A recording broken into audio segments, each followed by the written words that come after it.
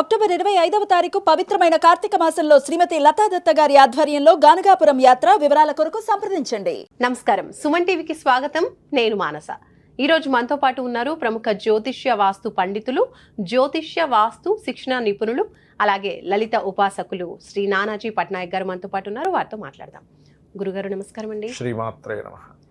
గురుగారు, చాలా మందితో మాట్లాడుతూ ఉన్నప్పుడు ఎక్కువగా వినిపించేది ఏంటంటే అప్పుల బాధలతో మేము చాలా ఇబ్బంది పడుతున్నాం అంటుంటారు. అప్పులు అంటే డైరెక్ట్ గా తీసుకున్న అప్పులు తీసుకోవచ్చు మనము, అలాగే ఇప్పుడు మనం క్రెడిట్ కార్డ్ అప్పులు కూడా కన్సిడర్ చేయొచ్చు. అయితే కొంతమందికి ఏమో అప్పులు పుట్టక ఇబ్బంది పడే వాళ్ళు ఉంటే, అప్పులు తీసుకొని ఎక్కువగా అంటే తీసుకున్న దాన్ని మళ్ళీ క్లియర్ చేయడం కోసం మళ్ళీ అప్పులు చేసి అలా అప్పుల ఊబిలో కూరుకుపోతున్న వాళ్ళు కూడా చాలా మంది మనం చూస్తూ ఉన్నాం. కాబట్టి ఇలా అప్పుల బాధలతో ఉన్న వాళ్ళకి ఎలాంటి పరిష్కారం ఉందంటారు? వాళ్ళు అసలు ఏం చేస్తే ఈ అప్పుల నుంచి బయటపడే అవకాశం ఉంది?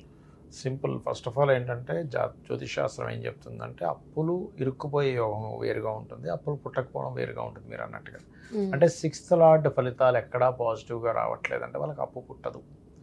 6th లార్డ్ అంటే రుణరోగ శత్రుస్థానము అంటారు. ఆ యొక్క కారకుడి యొక్క ఫలితాలు నెగిటివ్గా ఎక్కువ వస్తూ ఉంటే అప్పులు పాలవుతారు. అయితే ఇందులో ప్రధానంగా గ్రహం వచ్చేసి బుధగ్రహాన్ని తీసుకుంటాం.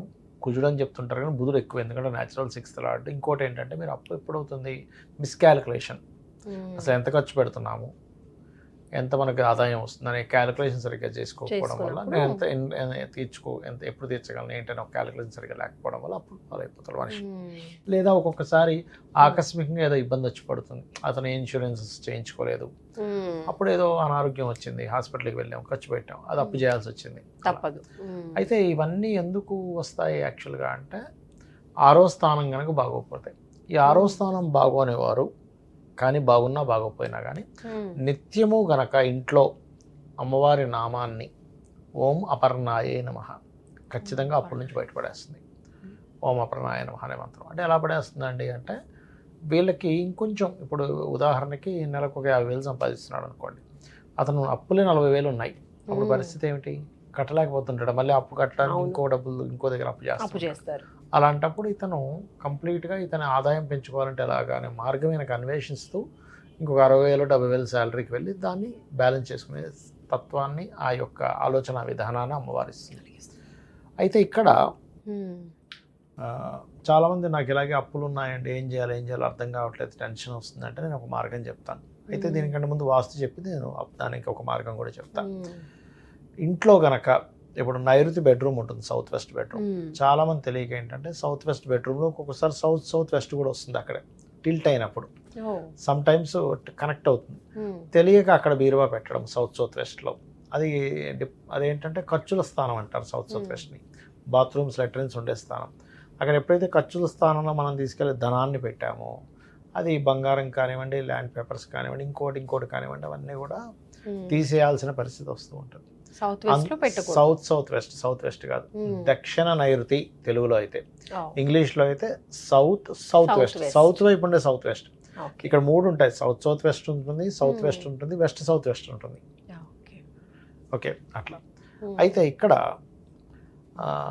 అక్కడ అది పెట్టకుండా ఒకటి చూసుకోవాలి. డిప్రెషన్ జోన్ వెస్ట్ నార్త్ వెస్ట్లో కూడా ధనం పెట్టకుండా చూసుకోవాలి, ఎందుకంటే ఈ రెండు కూడా మీకు డిప్రెషన్ని, ఖర్చులను చేసి చెప్పేటువంటివి. ఈ 2 జాగ్రత్తలు వాస్తుపరంగా తీసుకుంటూ, రెండవది మీకు ఏదైనా ఒక మంత్రం ఉంటే అందులో ఇందాక నేను చెప్పినట్టుగా ఓం అపర్ణాయ నమః మంత్రం. ఎందుకంటే మంత్రం ఈజ్ పంచమ స్థానము. పంచమం ఎప్పుడైతే పాజిటివ్గా యాక్టివ్ అయిందో మీకు ఆటోమేటిక్గా 6వ స్థానం అనేది తగ్గిపోతుంది, దాని పవర్, ఎనర్జీ అనేటువంటిది. అంటే మనం ఆలోచిస్తున్నాం అనుకోండి, ప్రాబ్లం క్లియర్ అవుతుంది ఆలోచన వల్ల, సొల్యూషన్ వస్తుంది అలా. అయితే ఇక్కడ నేను ఒకటే చెప్తాను, ఎవరికైనా అప్పులు ఉన్నాయంటే ఫస్ట్ ఒక పేపర్ తీసుకోండి, నీట్గా పేపర్ తీసుకొని దానికి ఒక మార్జిన్ కొట్టండి, ఇటు కొట్టి అసలు మీకు ఎంత ఆదాయం వస్తుంది, మీకు ఎంత అప్పు ఉంది, ప్రతి నెల తీర్చుకునేటప్పుడు ఎంతెంత మీరు తీర్చుకుంటే ఎంత కాలంలో తీరిపోతుంది అని ఒక దాంట్లో రాయండి.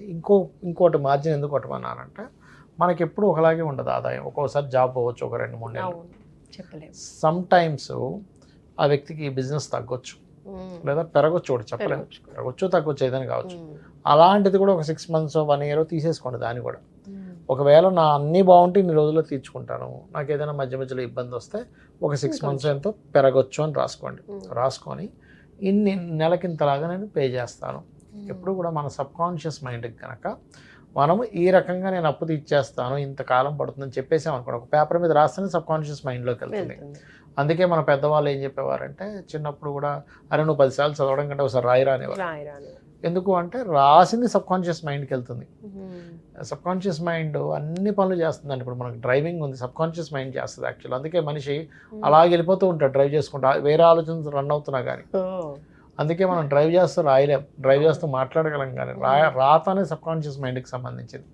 మీరు ఎప్పుడైతే రాశారో నీట్గా, అది కూడా నీట్గా రాయాలి.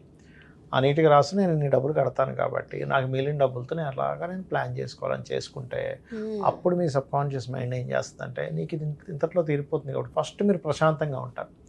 ఎప్పుడు కూడా మనం అప్పులు ఉన్నప్పుడు ఏమవుతుందంటేనండి, ఫస్ట్ టెన్షన్ పెరుగుతుంది. ఆ టెన్షన్లో రాంగ్ స్టెప్ వేస్తారు.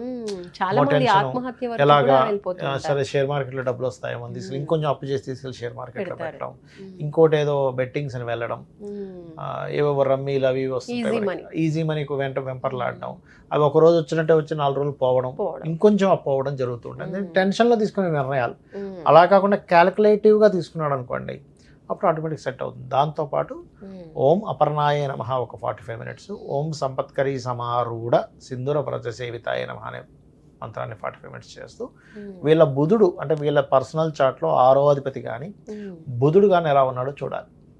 బుధుడు బాగా పాడయ్యాడు వేరే గ్రహాలతో, అప్పుడు బుధుడికి పాడు చేసిన గ్రహాలకు సంబంధించిన దానాలు ఇచ్చుకుంటూ ఉండాలి, ఒక 7 times మినిమం.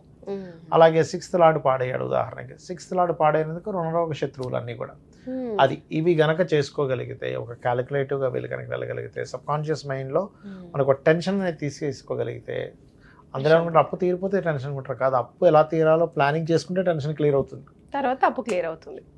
ఫస్ట్ మీరు ప్లానింగ్ చేయట్లే, ప్లానింగ్ చేసుకుంటే క్లియర్ అవుద్ది.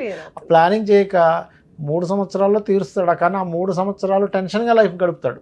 నేనేమంటాను, నువ్వు టెన్షన్ పడ్డా పడకపోయినా ఇలాగే తీరాలి. ఇప్పుడు కొన్ని మార్గాలండి అప్పు తీరాలంటే, ఉన్న ప్రాపర్టీ అమ్మాలి, అమ్మడం ఇష్టం లేదు, ఇన్స్టాల్మెంట్లో తెచ్చుకుంటాను, నువ్వు అప్పుడు ఇట్లా ప్లాన్ చేసుకో.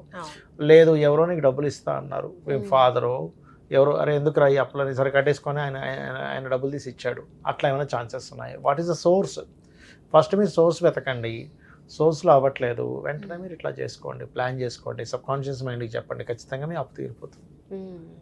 సూపర్ గురుగారు, చాలా మంచి పరిహారం తెలియజేశారు. నిజంగా చాలా మంది అప్పులో ఊబిలో కూరుకుపోయి ఇంకా బయటికి రాలేమో అనుకొని పిల్లల్ని భార్యని అందరినీ అంటే ఇష్టం లేకపోయినా చనిపోవడం, అందరినీ వదిలేయడం, దూరంగా వెళ్ళిపోవడం, వదిలేసి వెళ్ళిపోతారండి. వదిలేసి వెళ్ళిపోతారు. పాపం అమ్మాయి 2 పిల్లల్ని వేసుకుని ఆ అమ్మాయి జాబ్ చేసి కట్టి అసలు చాలా చాలా ఉంటాయి. కాబట్టి అలాంటి వాళ్ళందరికీ కూడా ఒక మంచి పరిష్కారం తెలియజేశారు.